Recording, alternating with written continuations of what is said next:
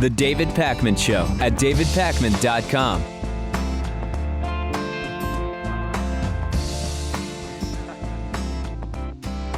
Yesterday, I played a clip for you from Ben Carson's recent interview with Chuck Todd, where Ben Carson compared rape victims to slave owners in the context of women making decisions about legal medical procedures. There was a huge thing that I initially missed from that interview that I now want to play for you.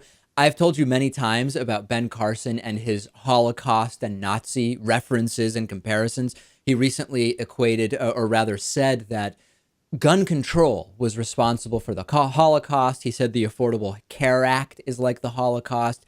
He said that political correctness reminds him of the Gestapo age. And even as far back as 2009, he suggested numerous times that the country was on the brink of becoming Nazi Germany under President Obama. He also said, Lewis, that if you want to have an understanding of President Obama, you should read Mein Kampf. So Chuck Todd actually did a really interesting thing, which is he asked Ben Carson, why are you so quick to compare stuff to the Holocaust and to Nazis? And Ben Carson's answer could not have been more stunningly epic. He went back to the Mel Gibson-esque, I have many Jewish friends. Let's take a look. I love this.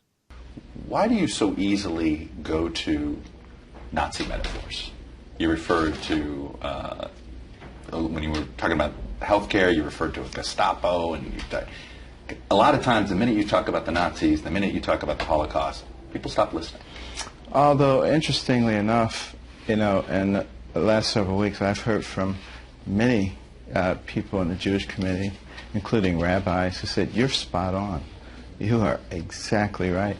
That's right, Lewis. Ben Carson heard from many people he knows in the Jewish community, including rabbis, and they think Ben Carson is spot on, comparing and equating everything under the sun to the Holocaust and Nazi Germany. I would love to be a fly on the wall for the conversations with those rabbis that Ben Carson claims he's had. Yes, but, there may be some truth to this. Right. That's the scariest part. Yeah, because if you're friends with Ben Carson, you probably also have this seething hatred for President Obama. Dave, I think that, something that unifies patriots, if you will, across the country is Obama. I mean, it trumps religion. It trumps everything. They can push everything aside and just say, let's hate the president together. Yeah, I don't doubt that Ben Carson maybe does have crazy extremist rabbi friends. And, there's so few Jews around the world. Most of them are very, very progressive, but there are some right-wing rabbis in the United States.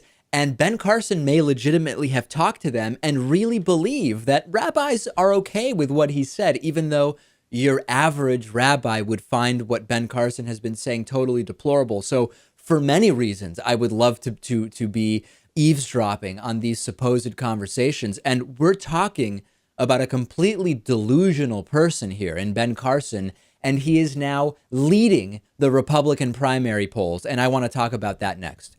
I said a couple of weeks ago, Lewis, that Ben Carson in second place in the Republican primary might actually be scarier than Donald Trump in first place. And it has gotten way worse because Ben Carson in one poll has now taken a narrow lead over Donald Trump nationally. According to the latest New York Times CBS News survey released today, Ben Carson is garnering 26% support from Republican primary voters, and Donald Trump in second place now with 22%. Donald Trump has been leading for months. Since the end of July, Donald Trump has been leading every Republican primary poll, and now he is in second place.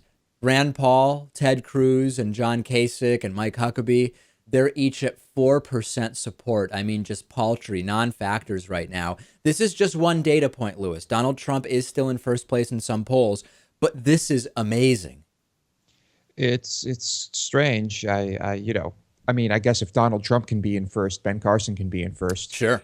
Yeah, that makes sense. And I just think that if he were to become the nominee, he's just going to get completely destroyed in the debates, right? Oh, I believe so. And I want to talk about that. But before we get into that, there was an interesting question in this poll, which shows us the fluidity with which we need to understand these numbers. 7 out of 10 who expressed support for a candidate in this poll, right?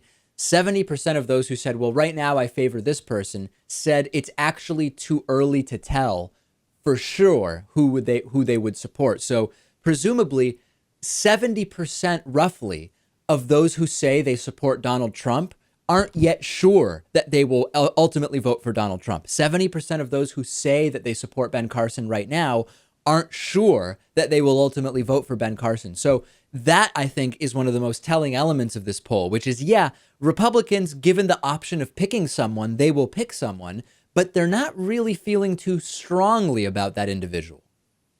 Yeah, but to me, it doesn't sound like any of the other candidates would still have a chance, right? It sounds like the majority of support is going to Donald Trump and Ben Carson, and that the people supporting Trump or the people supporting Carson might switch. But it doesn't sound like Jeb is in the mix. I think he's out. Yeah, I mean, it's incredible to me, the deterioration of Jeb Bush's campaign, and we're going to be following up on that tomorrow before the next Republican debate.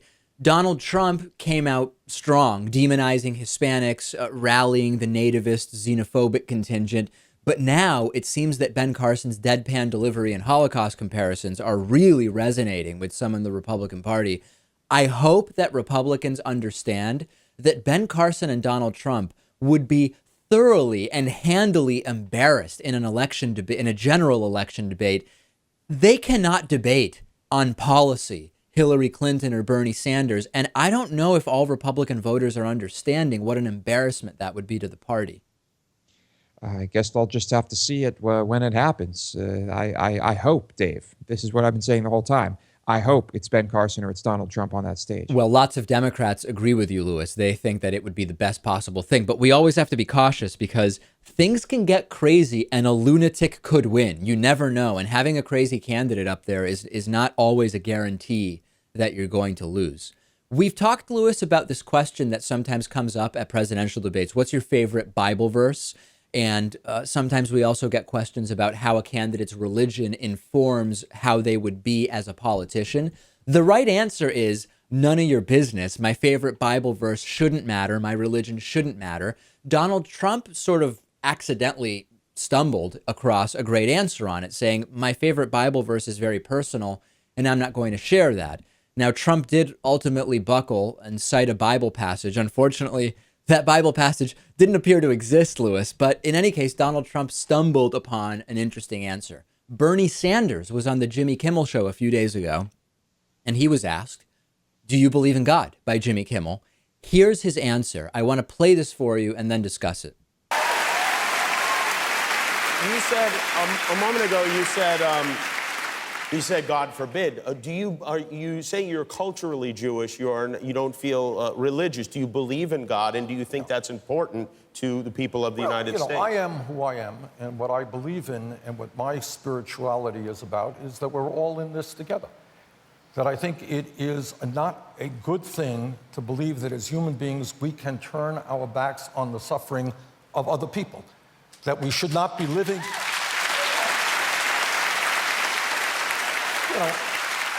And this is not Judaism. This is what Pope Francis is talking about, that we cannot worship just billionaires in the making of more and more money. Life is more than that.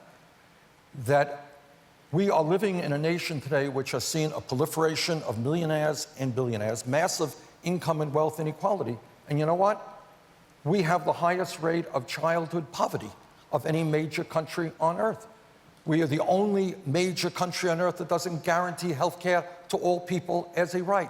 The only country that doesn't have paid family and medical leave. Many other countries are providing free tuition in their public colleges and universities. So essentially what I think is we do best as human beings. We fulfill our lives when we work together rather than say, hey, I want it all and I don't care about the hungry kid down the street. I don't think that's what America should be about. So I hate to break it to people, and we're going to address this on Friday in one of our audience questions, Lewis, but the clearly non-religious Jewish guy is going to have some trouble being elected president of the United States. I think that this was a good answer, right? Bernie Sanders is clearly aware that just saying, I'm not religious in the sense that I don't believe in a literal God, that wouldn't play well with a lot of voters. But Bernie Sanders did essentially indicate that that's where he is on this issue and went in a direction of saying, this is a different value system I have. Yeah, that's what it is. It's a value system, not a religion. You're right, though. For millions of Americans, all they care about is the Bible and Jesus. And they're just not going to vote for Bernie Sanders. I hope it doesn't matter in the end. Now, you may remember that Van Jones hung up on me when I said to him, hey, you know, if a candidate declares themselves to be an atheist, that hurts them in the polls. And he flipped out on me and hung up. We have yet another poll that confirms this is true. And Bernie Sanders, in his answer, seems to be aware of this, right? When people were asked, are you more or less likely to vote for someone who is a socialist? 47% said, yeah, I would conceivably vote for a socialist. For atheist, only 58% said that they would be willing to vote for an atheist. That means that 42% of this country, Lewis, put aside personal background, personal experience, political beliefs, everything else, just based on being an atheist, would not vote for you. That is 42% of this country. That is huge. It's pretty big. Yeah, it's a lot of people we're talking about. I predict that in 50 years, that number would probably be more like, that 58% would probably be more like 88%. You'd think. But right now it matters.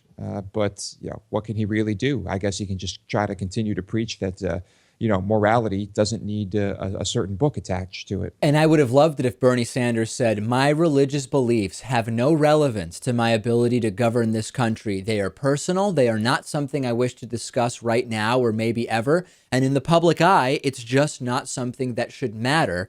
That would probably not have been as PR friendly of an answer, but I think Bernie Sanders answered it in an interesting way. And I'm curious to see how that polls versus someone just saying, I'm not religious, period. And of course, there's this confusion that exists.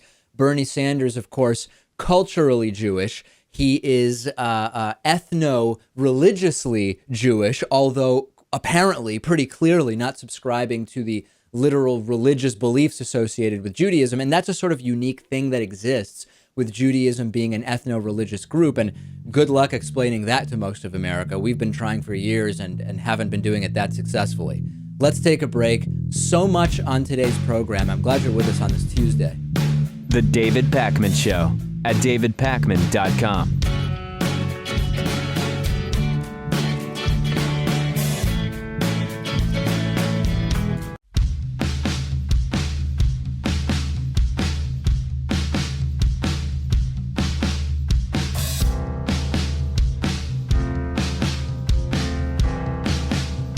Welcome back to the David Pakman Show.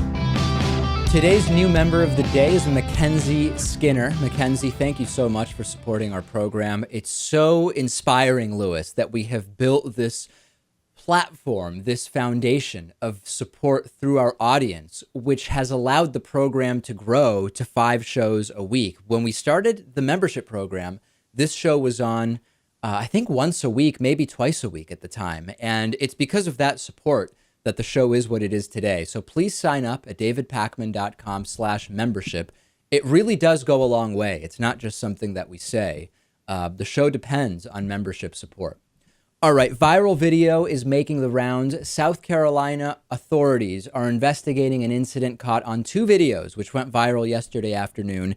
A white school police officer in Columbia, South Carolina, grabbed a black female student by the neck, flipped her backwards as she sat at one of those desks where the desktop is connected to the chair. You remember those desks, Lewis. It's the ones that you used to disassemble and pour ink all over in protest of any schoolwork.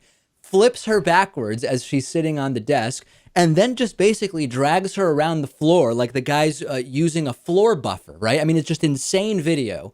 Before we go any further, let's show the video to our television audience. If you're listening on the radio or listening to the podcast, I recommend you check out the clip online. It's super easy to find. Let's take a look.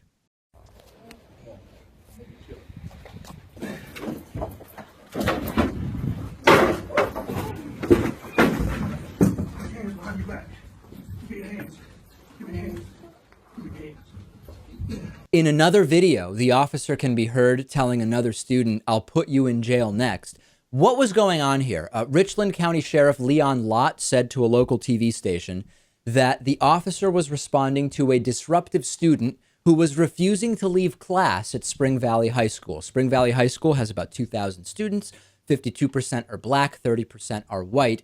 Officials have not released the name of the student nor of the officer, but the officer has been identified by students as Ben Fields, and he has reportedly been suspended from his role as one of 2 school resource officers. Debbie Ham, the superintendent of the Richland County School District 2, says that officials are deeply concerned about this. People online are commenting, Lewis, saying, listen, the girl should have just gone with him and this entire thing would have been prevented. Since when is a kid just not leaving class, not violent, no weapons, not a threat to herself or anybody else? Since when is that a law enforcement issue, which, by the way, led to the student being jailed, and ultimately released to her parents? Yeah, so I guess the student was mouthing off. I don't know. You're right. I think this is to be dealt with by the school. There are ways to do that. There's this trend among police officers that as soon as someone is resisting arrest, it doesn't matter if it's violent or not, that they just decide they're going to do whatever they want to do to this person. And of course, this is not even resisting arrest because the student was just not going down to the principal's office. Well, I think at one point what happened was the cop said, "I'm placing you under arrest." And then, if there's any resistance, I mean, even just moving your arm away, well, that's the type of thing that will happen. That's the green light. It's unnecessary. I mean, there's no situation in which this girl wins, right? That's exactly my point, which is by doing this, how are you improving her future by now she's involved with the law enforcement system? You want to talk about the school to prison pipeline? Look at that 14 seconds of video. And what seems to be even more disturbing, we don't yet know if this is true, but one of the 10th graders who was in the class, says he was in the class, his name's Aaron Johnson. He tweeted that this all started because the girl was chewing gum, all because of gum. And, thinking back to our days in school, Lewis, we had a student punch a teacher, and we didn't like that teacher, Lewis, but even that teacher knew, and the school knew, that we have to handle this in an administrative way, that taking a 10-year-old and involving them in the criminal justice system is bad for everybody. Yeah. And, I've seen police officers arrest people who are resisting arrest without violence. It can be done. It's actually very simple. Sure. But you've got bad cookies, Dave. You got bad apples here. At our high school, this would have been unheard of because the school resource officer was too busy having sex with students to flip anybody's desk over. But that's probably a story for another day, right? Yeah. I think maybe we've discussed that a bit on the bonus show. All right. This is so funny. Sean Hannity on Fox News fell for a hoax website claiming that 250,000 Syrian refugees were going to be welcomed into the United States by President Obama. President Obama has never said that. Nobody that I've been able to track down from the Obama administration has ever said 250,000 Syrian refugees are coming here. The reality seems that maybe next year, 10,000 Syrian refugees might be allowed into the U.S. Doesn't matter, though. Here is Sean Hannity parroting this hoax website report, and then Donald Trump, you'll see, parrots it as well. And pay it if you're watching. When Sean Hannity mentions this to Jeb Bush at the beginning of this clip, Jeb Bush instantly seems confused and starts looking off camera. He seems to have an inkling that Sean Hannity doesn't know what he's talking about. Take a look. See the backlash emerging now in Europe over the refugee problem from Syria and Iraq. And the president said he's going to bring in 250,000 refugees into this country. My fear is, and our National Intelligence Director, James Clapper, said that ISIS in Iraq will infiltrate the refugee population.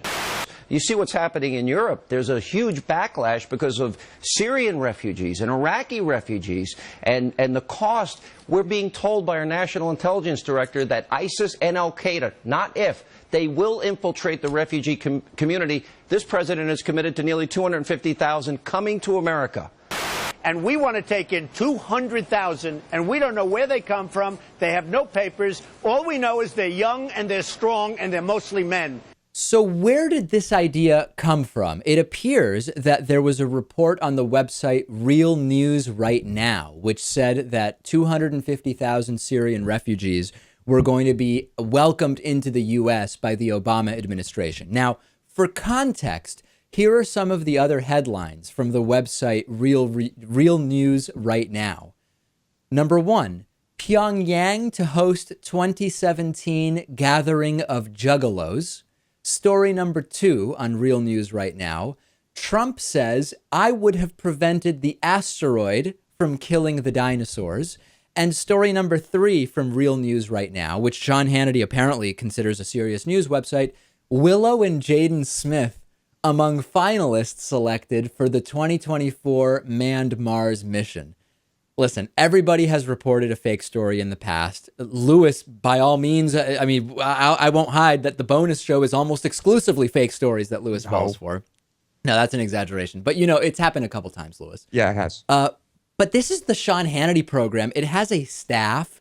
You'd think that you look for 1 second at the website and you Google it, and you immediately see that there's no reliable basis in fact for the story whatsoever. When they're talking about a Pyongyang juggalo meeting, you might say, hey, maybe this isn't a real story. Yeah, that's true. I have fallen victim to this before. Yeah. But usually the stories I cover are at least somewhat believable. Right.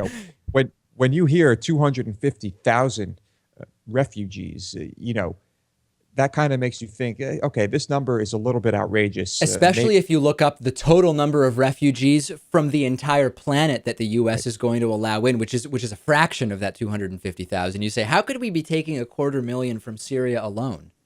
Yeah. So someone who works for Sean Hannity put this in the rundown, and well, he probably really let them have it, Dave. They might not even work for him anymore. But the most disturbing part of this is that Donald Trump then, as the clip showed, repeated that line at his speeches. So we wonder, how do these things start to spread? Donald Trump may have heard it from Sean Hannity in his interview with Sean Hannity, and he says, that's great. I'm now going to start mentioning that 250,000 are being let in. And it doesn't matter that the source was originally a fake news website. This is how it starts to invade. Yeah, so in the minds of many people, Dave, this is reality. It's a true story. And for those who despise Obama and people from the Middle East, it's a great tool to kind of rally them. This is a great story following up Hillary Clinton's Benghazi testimony last week. I told you yesterday that many conservatives recognize that Hillary Clinton totally dominated that hearing. It was a big win for her. We talked about the record campaign donations that came in for Hillary Clinton in the hour and in the 13 hours following the panel.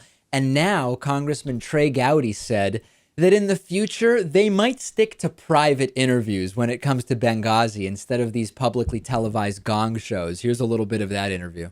Let me ask you this. If you said this the other night on Fox with Greta Van Susteren, you said, part of what I saw yesterday, Greta, wasn't all that constructive, and for the American people to just tune into a 9-hour food fight, I would err on the side of a private one before I would do that. It was in response to a question about future witnesses that you would bring on, whether it would be on TV or not.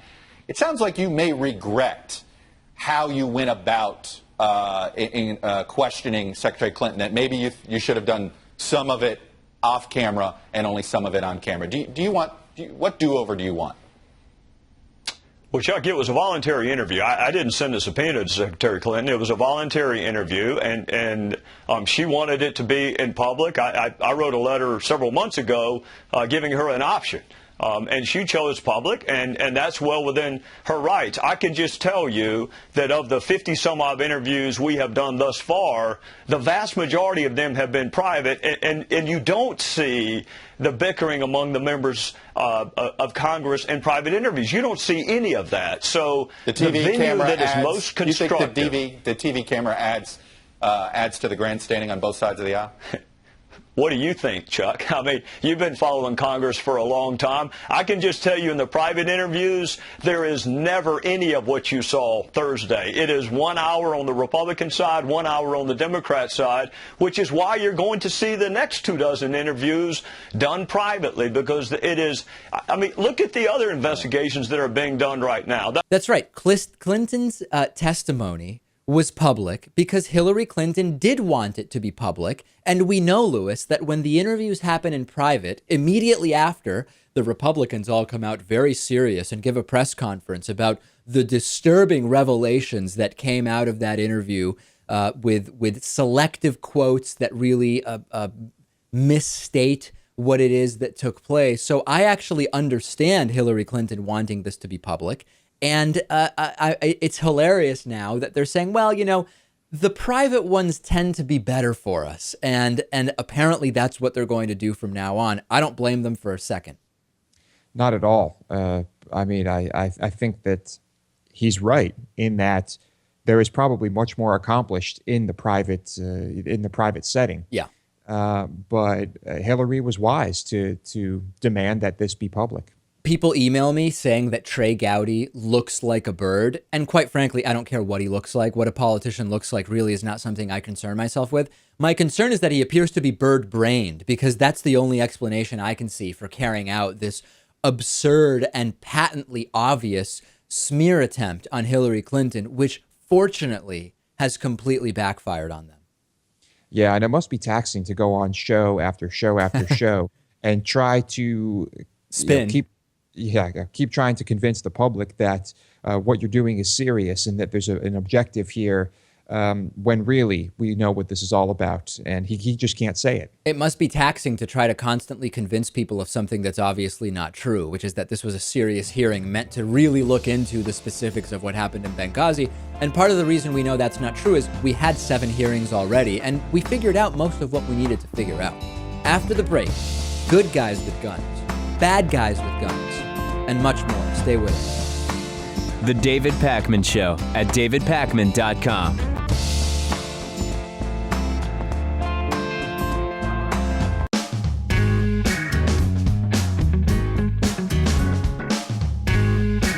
Welcome back to the David Pakman Show.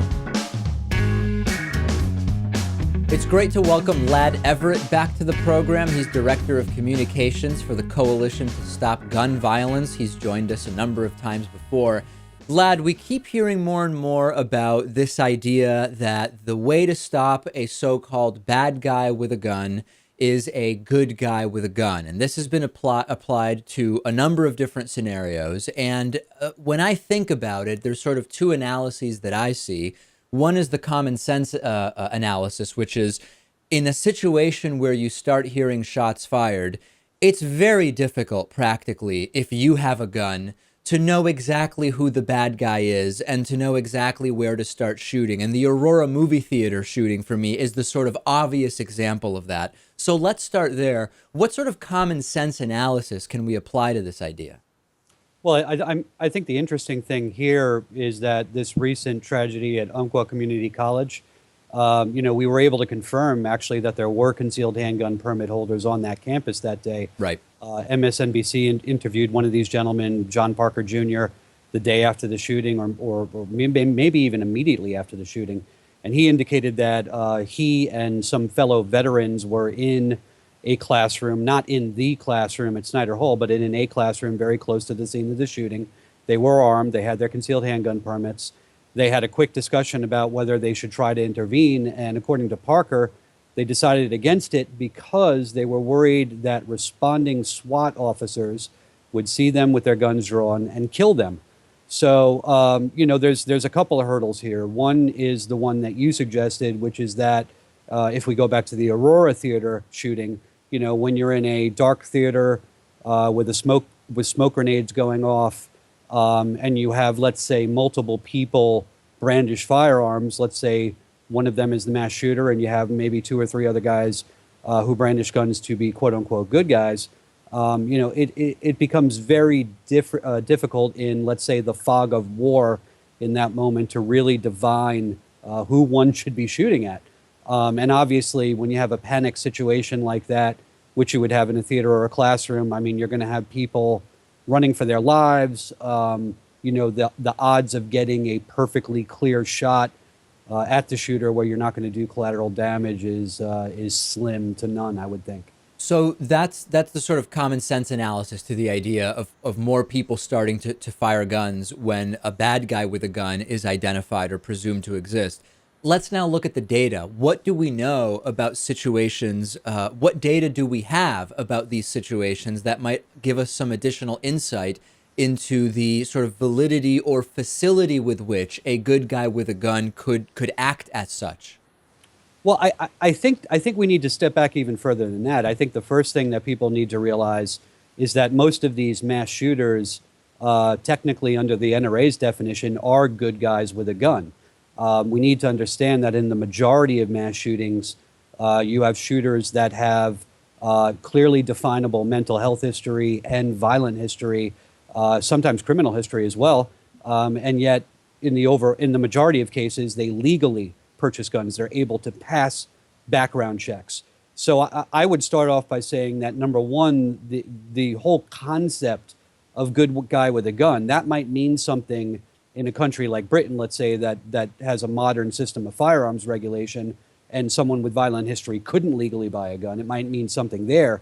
In this country, it doesn't mean much because, for example, you could have a rap sheet a mile long with violent misdemeanor convictions for assault and battery and legally buy a gun.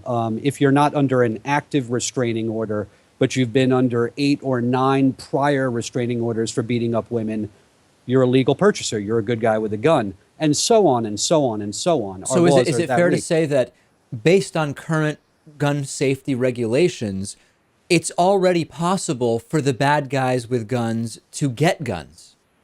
In many cases, let's be perfectly clear. In many cases, these mass shooters are, according to the NRA definition, law-abiding citizens, quote unquote, and good guys with a gun. These are guys that legally passed the hurdles, passed a background check, and got those guns through a legal process.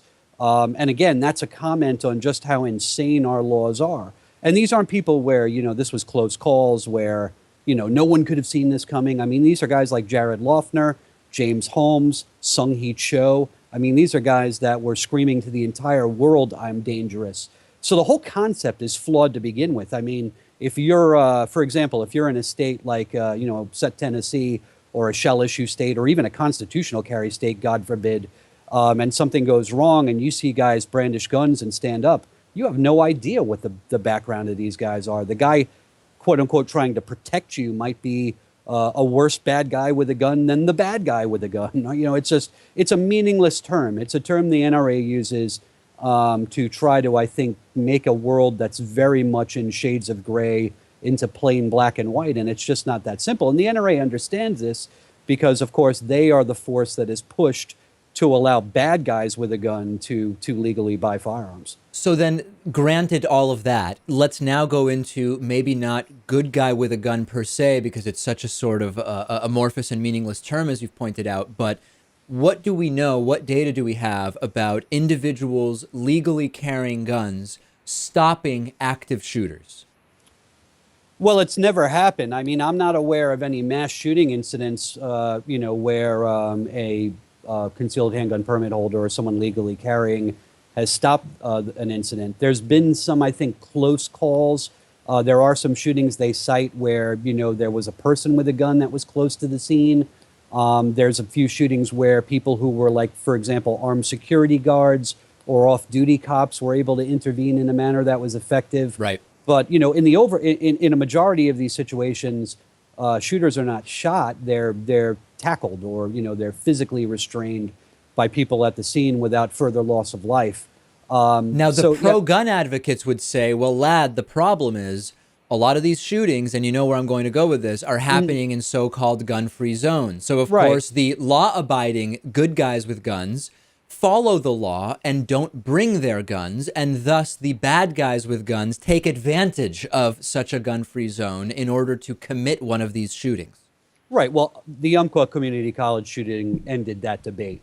It occurred in a gun-full zone because Oregon, again, because of the NRA, because of the gun lobby in that state, passed legislation allowing gun carrying on campuses. It was challenged legally by the universities there. They failed. And only retained very limited ability to regulate it. So to be perfectly clear, students at Umpqua Community College were and are able to carry guns on campus, and many of them, according to the testimony of this John Parker Jr., were carrying that day, including several individuals just in his classroom, which begs the question, campus-wide, how many people were packing guns that day? Probably a very significant number. So Umpqua kind of put an end to that debate. The shooter there, Chris Harper Mercer, was not deterred by the fact that the college campus allowed gun carrying. And there very well might have been people carrying guns in that classroom that we're not aware of. It certainly would have been possible. They all had the opportunity to. I think pretty much Umpqua puts an end to that debate. All right, and as usual, the background of this is how easy it is to obtain a gun in the United States, as Lad Everitt points out to us. Lad Everitt is the Director of Communications for the Coalition to Stop Gun Violence. Lad, thanks as always for joining us. Yeah, you bet. Thank you, David, for having me on. The David Pakman Show at davidpakman.com.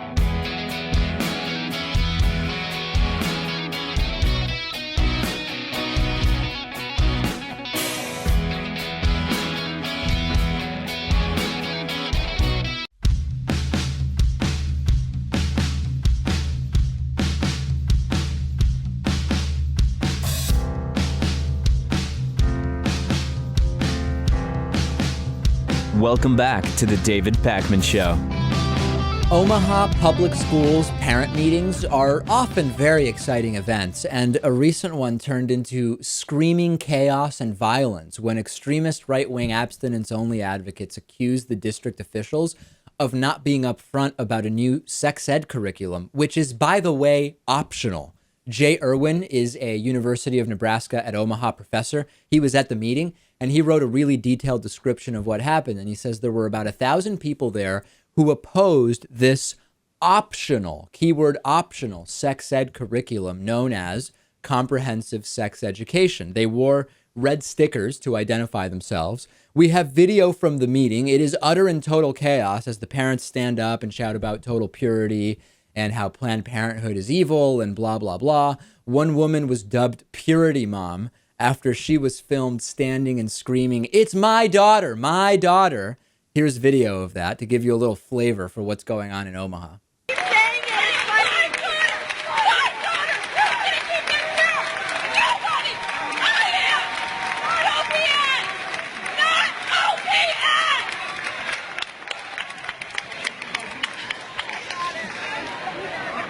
Can you imagine going this nuts over an optional class where they teach completely uncontroversial, undeniable realities about human bodies? I mean, these people are unhinged, as if you're lying to kids and saying, we are going to develop a new class of murderers. When these kids come out of school, they will be ready to kill, kill, kill. No, they're just teaching basic realities about human bodies, and it's optional.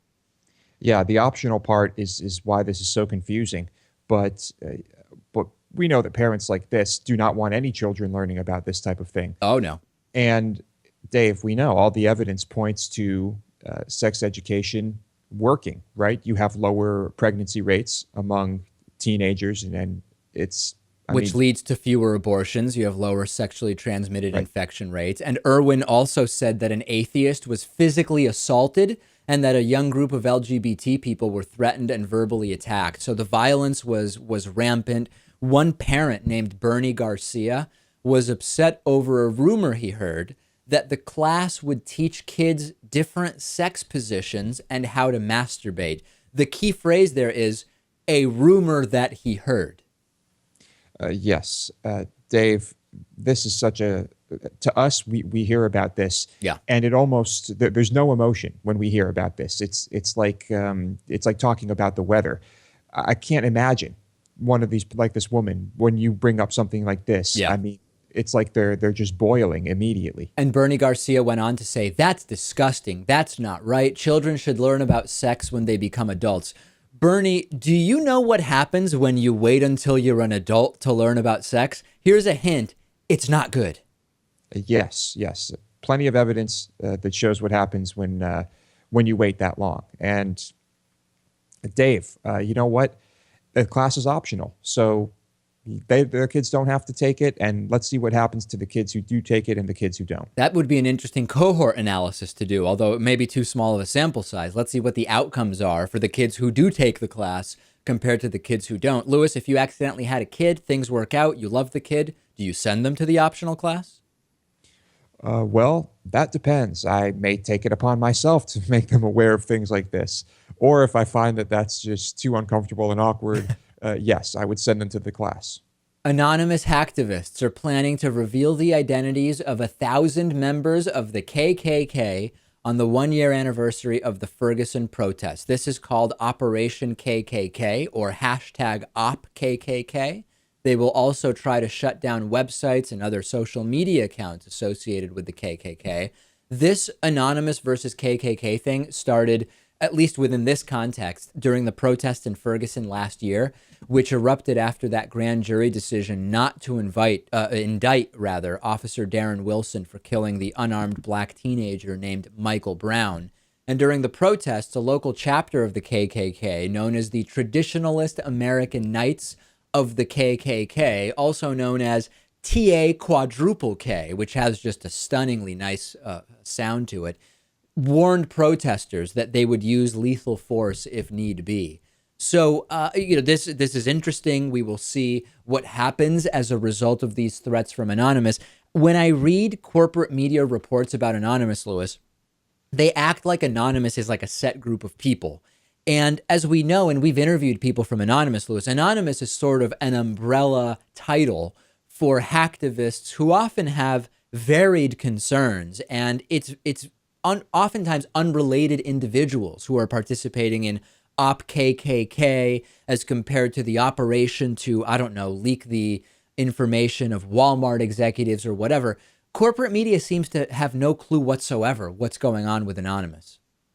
No, well, Dave, you could pick any number of compelling topics, and corporate media would have no clue what's going on with it. Right. There has been kind of this back and forth between Anonymous and the KKK. I wouldn't really call it a back and forth. I mean, it's pretty much just Anonymous. It's been pretty one-sided, yeah. It's been pretty one-sided.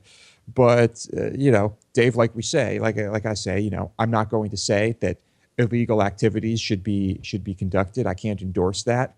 At the same time, I really love a lot of the stuff that Anonymous does. Well, I think, is it fair to say, Lewis, that while you would never come out on the record as supporting any actions that are illegal, the broader idea that if you're going to be part of such a virulently racist group as the KKK, your information, we should know who you are. It would be great if the public knew who you were so that you weren't just a hooded person, a hooded anonymous person that you support, that you like. Yeah, it's kind of a funny situation, right? You have Anonymous, of course, all their members remain anonymous, and then you have the KKK, who, of course, all of them are trying to remain anonymous. Or many, at least, yeah.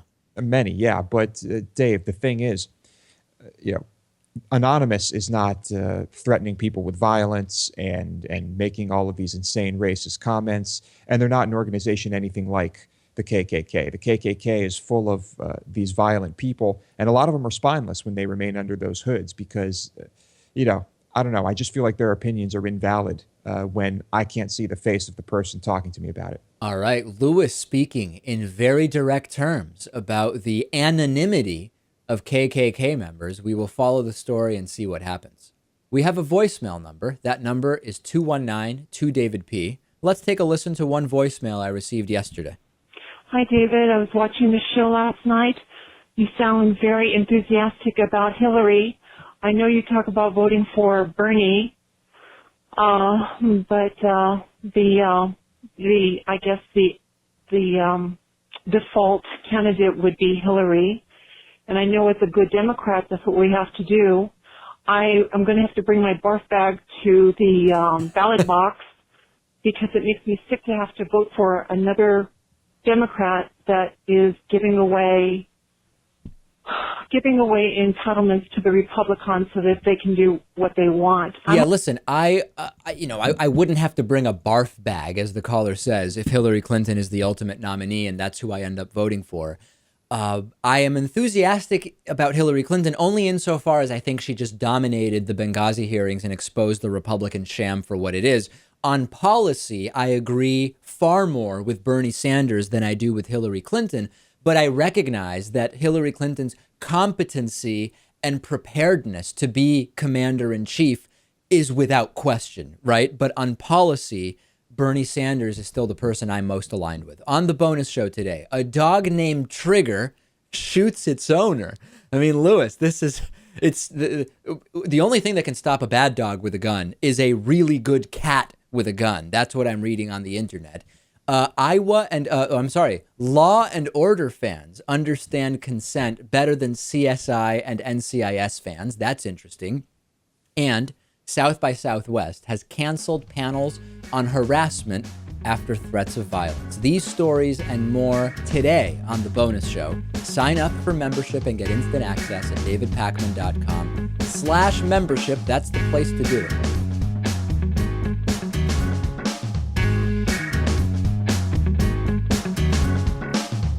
The David Pakman Show at davidpakman.com.